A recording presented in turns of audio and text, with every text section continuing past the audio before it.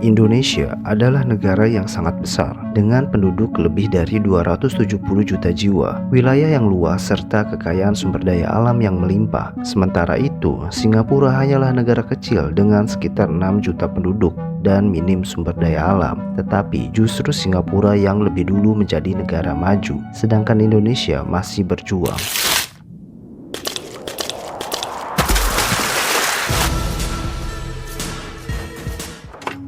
Singapura dikenal sebagai salah satu negara dengan pemerintahan yang bersih, disiplin, dan birokrasi yang efisien. Kebijakan mereka konsisten, jelas, dan menekankan kepentingan jangka panjang. Sebaliknya, di Indonesia kita masih menghadapi tantangan besar, mulai dari masalah korupsi, birokrasi yang berbelit-belit, hingga ketidakpastian hukum. Hal-hal ini membuat investor ragu dan memperlambat laju pembangunan.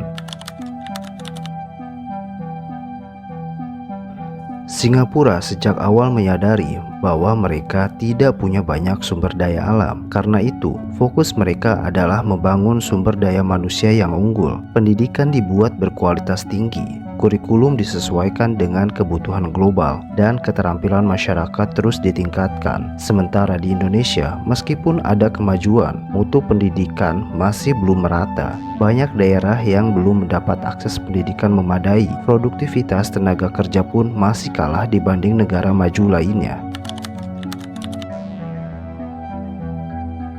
Singapura berhasil menjadi pusat perdagangan, jasa keuangan, dan logistik dunia dengan pelabuhan dan bandara kelas internasional. Mereka menjadi hub penting di Asia Tenggara. Indonesia sebenarnya punya potensi luar biasa, namun hingga kini perekonomian Indonesia masih terlalu bergantung pada ekspor bahan mentah seperti batu bara, kelapa sawit, dan mineral. Infrastruktur juga belum merata, terutama di daerah luar Jawa. Hal ini membuat pertumbuhan ekonomi tidak secepat yang diharapkan.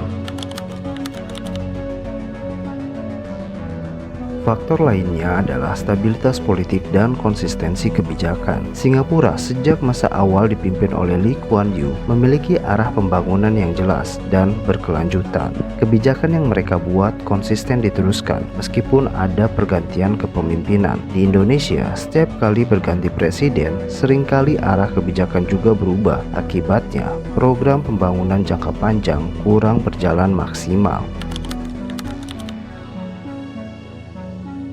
Hasil dari semua perbedaan ini terlihat jelas. Singapura kini masuk ke jajaran negara berpenghasilan tinggi dengan kualitas hidup yang sangat baik, sementara Indonesia masih berada pada kategori upper middle income country atau negara berpendapatan menengah atas yang masih berjuang untuk naik kelas menjadi negara maju. Selain itu, Indonesia juga masih menghadapi tantangan kesenjangan pembangunan antara kota besar dan daerah terpencil.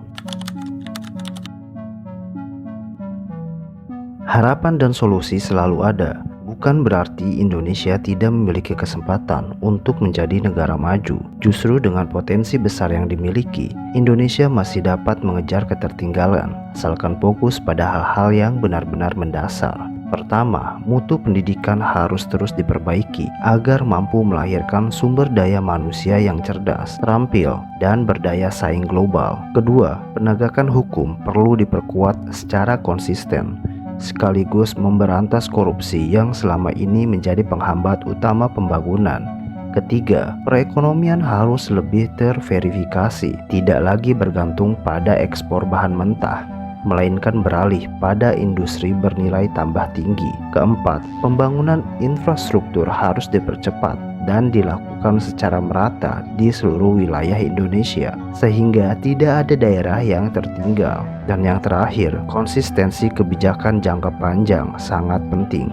Siapapun yang memimpin bangsa ini, apabila semua langkah tersebut dijalankan dengan sungguh-sungguh, Indonesia memiliki peluang besar untuk naik kelas dan menjadi negara maju di masa depan. Itulah beberapa alasan mengapa Indonesia belum menjadi negara maju seperti Singapura. Perbedaannya memang cukup jelas, tetapi Indonesia juga punya potensi besar untuk menyusul.